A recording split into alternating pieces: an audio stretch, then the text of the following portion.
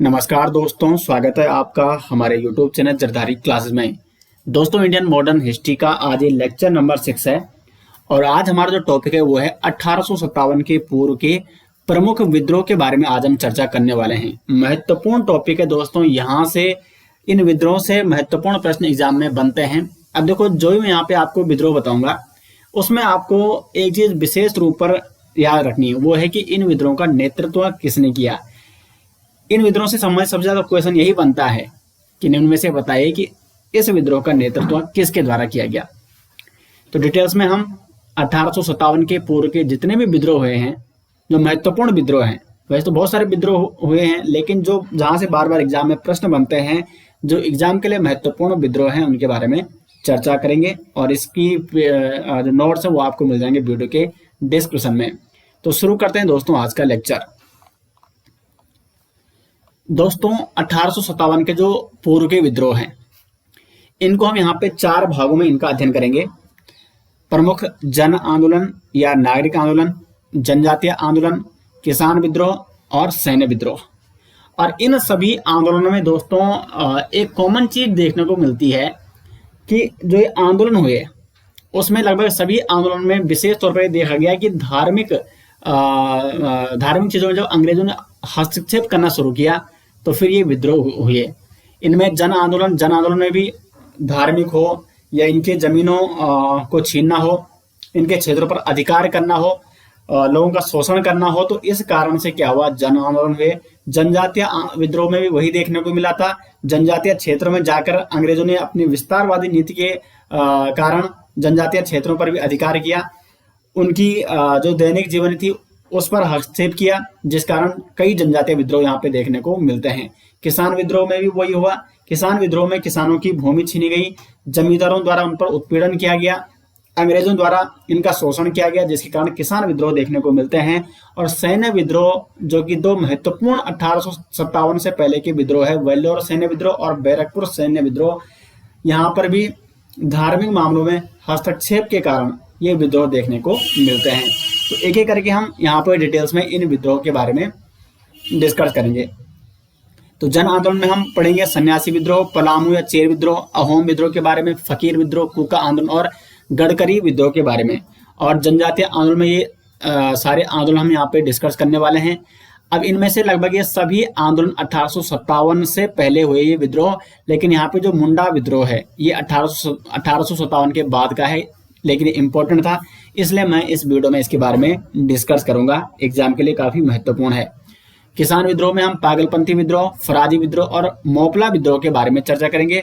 मोपला विद्रोह भी यहाँ पे एक तो 1857 से पहले हुआ था और एक 1857 के बाद 1921 में विशेष तौर पर देखने को मिलता है, तो इसके बारे में डिस्कस करेंगे। और सैन्य विद्रोह, वेल्लोर सैन्य विद्रोह और बैरकपुर सैन्य विद्रोह के बारे में यहाँ पे हम चर्चा करने वाले हैं।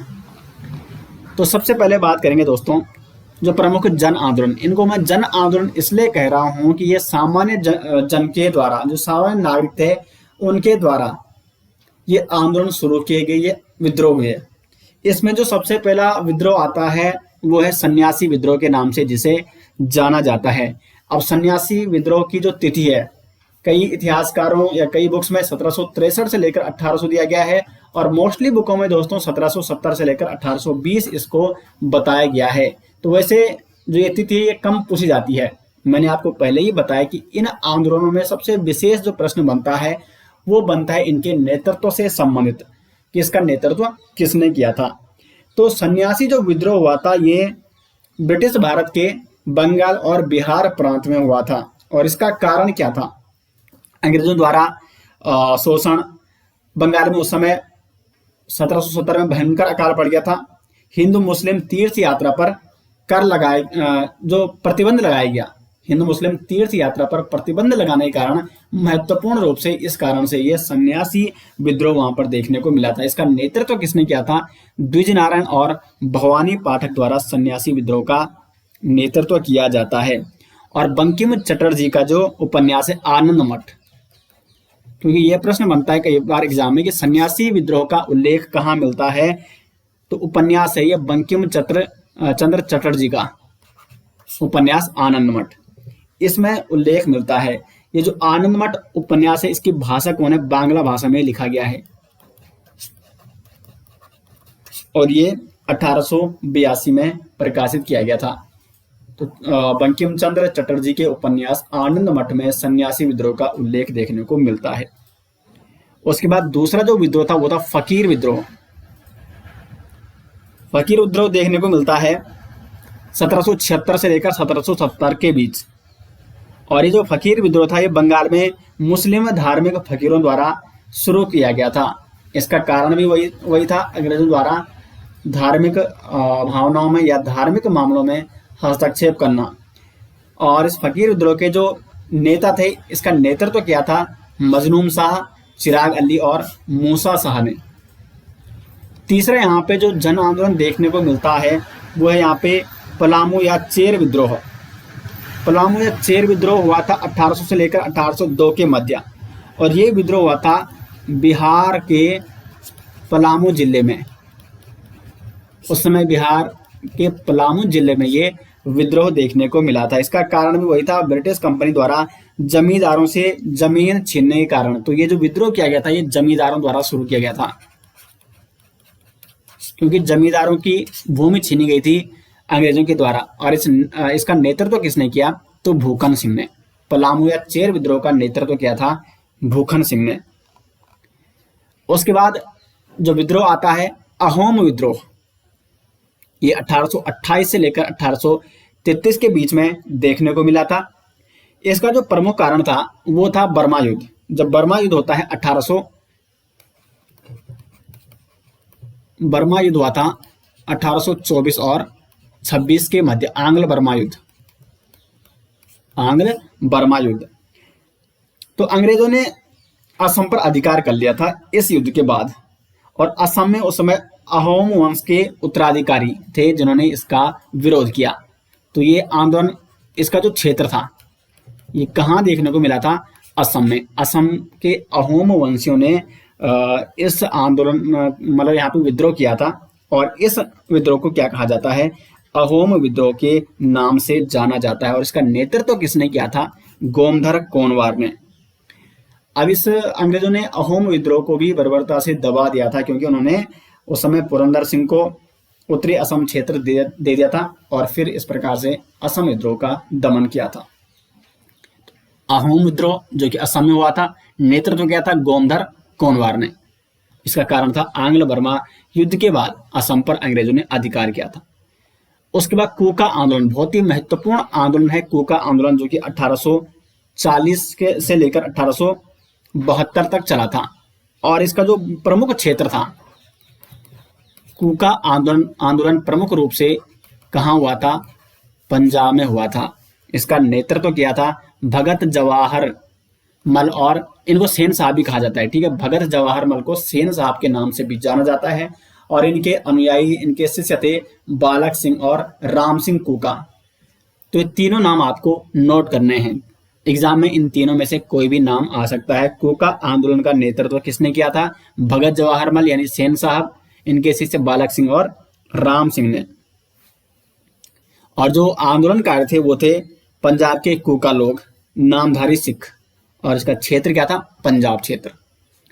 उसके बाद हुआ गडकरी विद्रोह। गडकरी विद्रोह 1840 में यहाँ पे देखने को मिलता है और इसका जो क्षेत्र था ये था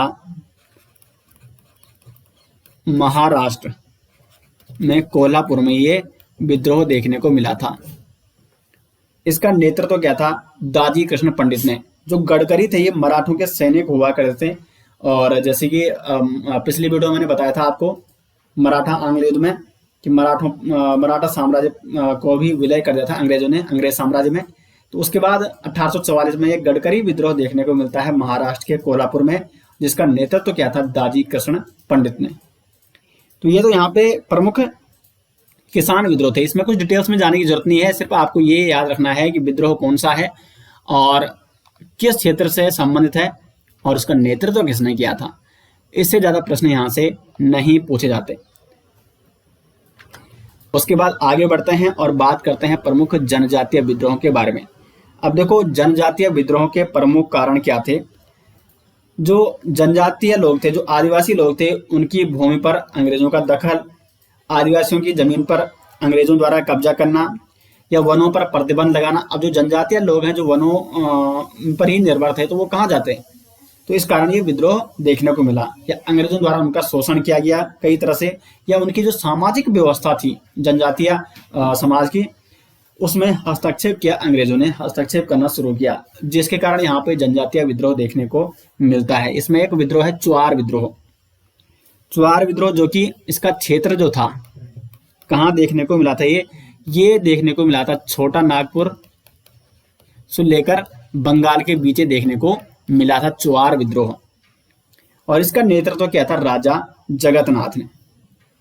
उसके बाद एक भील विद्रोह देखने को मिलता है भील जनजाति द्वारा 1818 से लेकर 1848 के मध्य।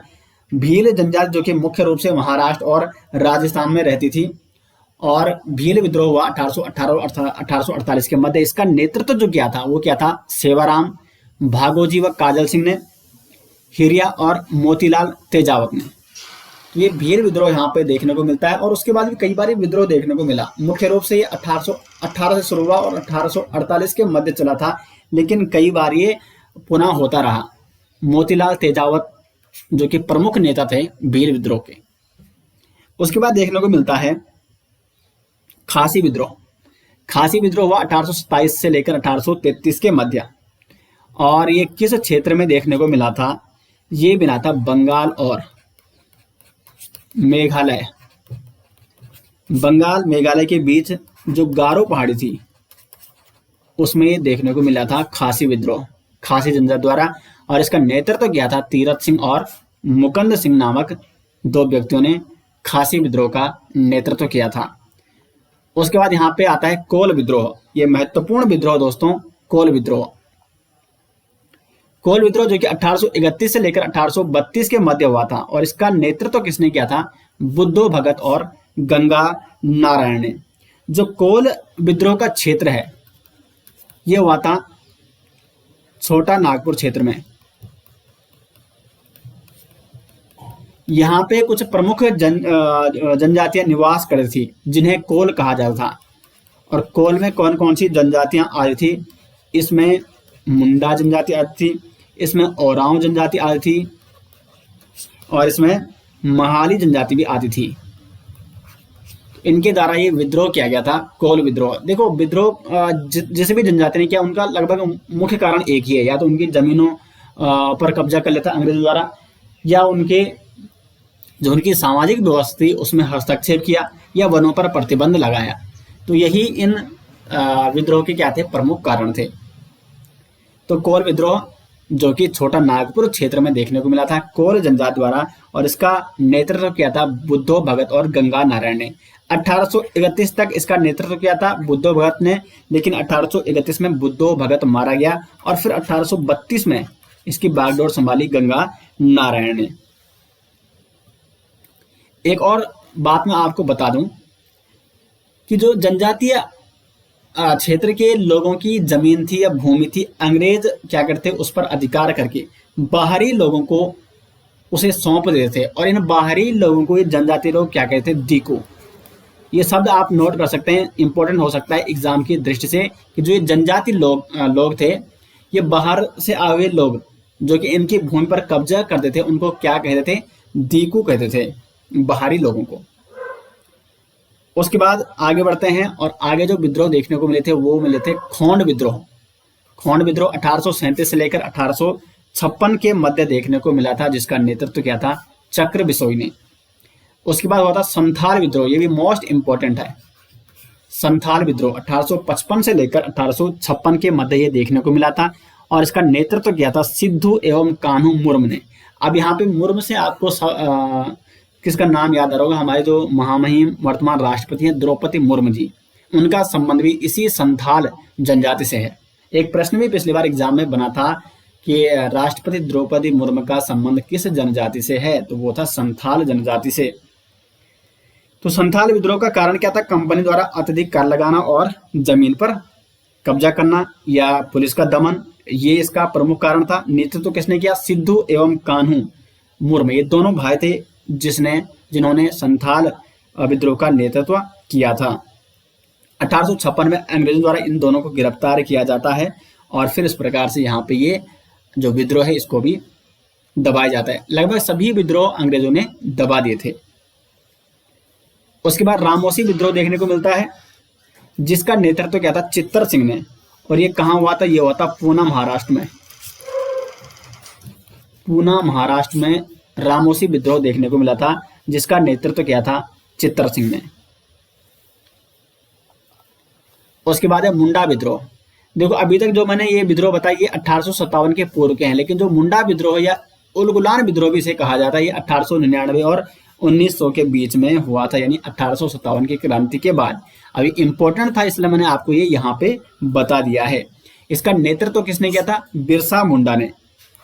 इस आंदोलन का जो क्षेत्र था वो था झारखंड क्षेत्र, वर्तमान का जो झारखंड है, ठीक है। उस समय छोटा नागपुर भी इसी में आता था।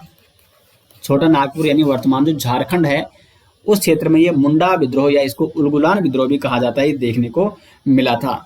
और बिरसा मुंडा जो कि डोंबार की पहाड़ी पर ये अंग्रेजों द्वारा पराजित हो जाता है 1900 में, ब्रिटिश सेना द्वारा पराजित, और फिर इसे गिरफ्तार कर लिया जाता है और 1900 में मुंडा विद्रोह को भी दबाया जाता है ब्रिटिशर्स के द्वारा। तो ये प्रमुख जनजातीय विद्रोह थे, मुंडा विद्रोह, रामोसी विद्रोह, संथाल विद्रोह।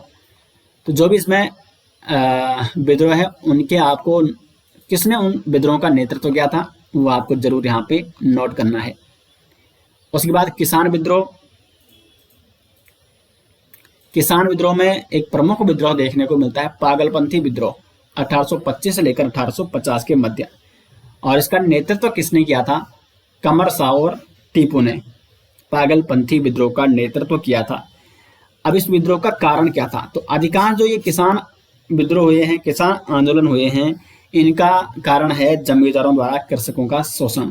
उनमें से ये पागलपंथी विद्रोह भी है, जमींदारों द्वारा कृषकों यानी किसानों का शोषण, कृषक यानी किसान। तो ये इसका कारण था।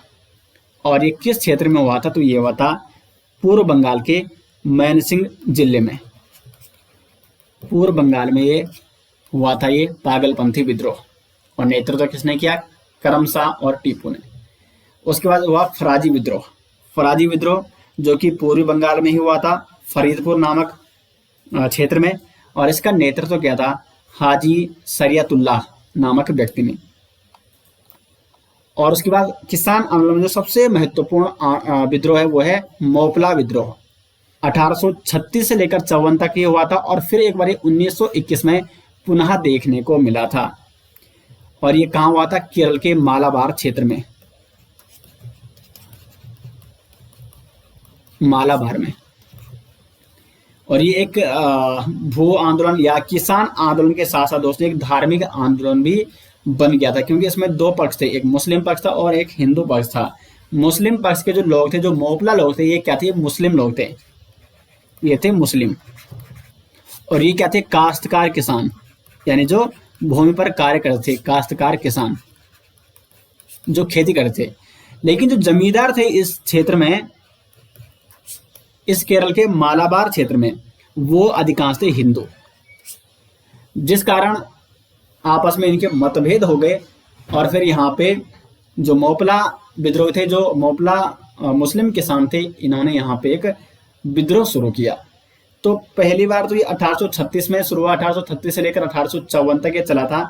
लेकिन बाद में जब 1921 में ये शुरू हुआ तो इसका नेतृत्व किस मोपला व्यक्ति द्वारा किया गया? अली मुसलियार।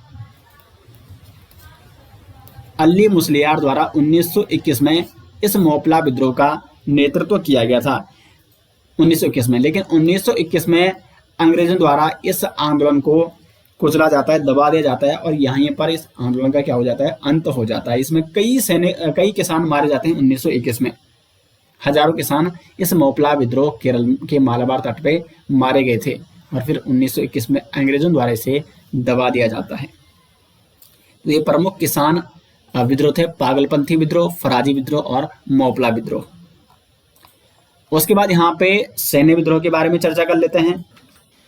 प्रमुख जो सैन्य विद्रोह है दोस्तों वो है वेल्लोर सैन्य विद्रोह 1806 में हुआ था, और बैरकपुर सैन्य विद्रोह, बैरकपुर सैन्य विद्रोह ये कब हुआ था? 1824 में। तो महत्वपूर्ण विद्रोह हैं 1857 के दो प्रमुख, 1857 से पहले के दो प्रमुख सैन्य विद्रोह। सबसे पहले बात करते हैं वेल्लोर सैन्य विद्रोह के बारे में। तो जो ये वेल्लोर सैन्य विद्रोह है, अब देखो इस समय बंगाल गवर्नर कौन है? बंगाल का जो गवर्नर जनरल है वो कौन है इस समय? Sir George Barlow. तो एग्जाम में बनता है क्वेश्चन कि वेल्लोर सैन्य विद्रोह के समय बंगाल गवर्नर जनरल कौन था? तो जॉर्ज वार्लो। वेल्लोर से आपको वार्लो याद रखना है। इसके कारण क्या थे? वेल्लोर विद्रोह के कारण। तो 1806 में जो तात्कालिक कारण थे वेल्लोर विद्रोह के वो थे सिपाही वस्त्र संहिता, अंग्रेजों द्वारा लाई गई सिपाही वस्त्र संहिता। अब क्या थी सिपाही वस्त्र संहिता? तो इस संहिता के तहत सिपाहियों के वस्त्रों में बदलाव किया गया, उनकी वेशभूषा में बदलाव किया गया, उनको एक सिपाहियों में एक टोपी दी गई, और साथ साथ जो हिंदू सैनिक थे उन्हें कहा गया कि उन्हें तिलक लगाने की मनाही है, जबकि जो मुस्लिम सैनिक थे उन्हें कहा गया कि उन्हें दाढ़ी नहीं रखनी है, यानी वो काटनी पड़ेगी। तो जिस कारण ये क्या बन गया, धार्मिक भावना आहत हो गई है हिंदू सैनिकों की और मुस्लिम सैनिकों की, जो कि एक विद्रोह, सैन्य विद्रोह के रूप में देखने को मिला था। और साथ साथ जो ये सिपाही वस्त्र संहिता थी, इसमें जो टोपी थी, तो ये टोपी चमड़े की बनी होती थी, जिसको पहनने के लिए जो हिंदू सैनिक थे, जो मुस्लिम सैनिक थे, उन्होंने मना कर दिया। तो फिर ये वेल्लोर सिपाही सैन्य विद्रोह देखने को मिलता है। और ये किस क्षेत्र में हुआ था? ये हुआ था तमिलनाडु में, क्योंकि जो वेल्लोर है वो कहाँ है? तमिलनाडु में, तमिलनाडु में। और इसका एक और तात्कालिक कारण भी था, क्योंकि 1799 में जो मैसूर राज्य था, टीपू सुल्तान यहाँ पे मारा गया था, और फिर अंग्रेजों द्वारा मैसूर राज्य को अंग्रेजी राज्य में मिलाया जाता है। तो टीपू सुल्तान भी, क्योंकि ये क्षेत्र जो उस समय आता था ये टीपू सुल्तान के साम्राज्य का क्षेत्र था। तो वेल्लोर सैन्य विद्रोह यहाँ पे देखने को मिलता है 1806 में। और इसमें एक और चीज आपको नोट करनी है कि इस समय मद्रास, क्योंकि मद्रास का क्षेत्र है तमिलनाडु, उस समय मद्रास हुआ करता। तो मद्रास का जो गवर्नर था वो कौन था उस समय? तो वो था विलियम बेंटिक। विलियम बेंटिक, जो कि बाद में गवर्नर जनरल बनता है, भारत का गवर्नर जनरल। तो ये घटना हुई थी 10 जुलाई 1806 को। 10 जुलाई 1806 को वेल्लोर किले पर आक्रमण किया गया था इन सिपाहियों द्वारा, और वहाँ पे कई अंग्रेजों को इन्होंने मारा था। और बाद में अंग्रेज आते हैं बड़ी संख्या में, और फिर इनको भी सजा दी जाती है।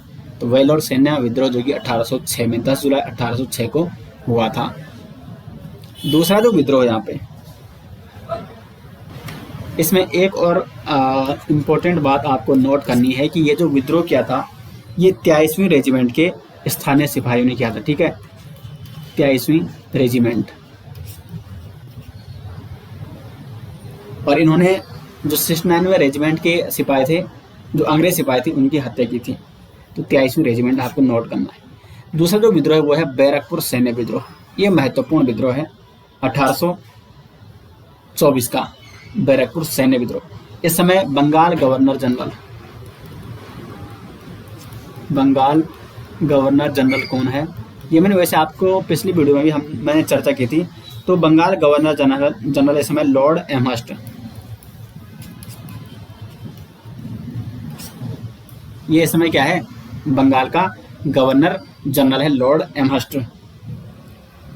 और ये विद्रोह किसने किया था? तो बंगाल की सेना, जो बंगाल की सेना थी, नेटिव इन्फेंट्री 26वीं, 47वीं और 52वीं बटालियन। लेकिन इसमें महत्वपूर्ण जो विद्रोह किया था वो क्या था? 47वीं बटालियन।